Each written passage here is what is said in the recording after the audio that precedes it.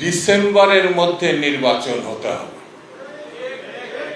আপনি ডেট যদি না দিতে পারেন আমরা একটু অপেক্ষা করবো, তাহলে আমরা ডেট দিয়ে দেব। আমরা ডেট দিয়ে দেব। সবার আগে বাংলাদেশ। বলেন তো একবার, সবার আগে।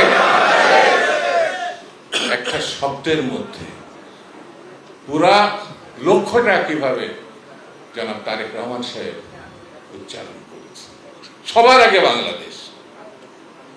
আর এরা সবার আগে গ্রামীণ ব্যাংক, সবার আগে ট্যাক্স দেবো না 6 বছর, সবার আগে লাইসেন্স চাই, বিদেশের লোক পাঠাবো ম্যান পাওয়ারে আদৌ।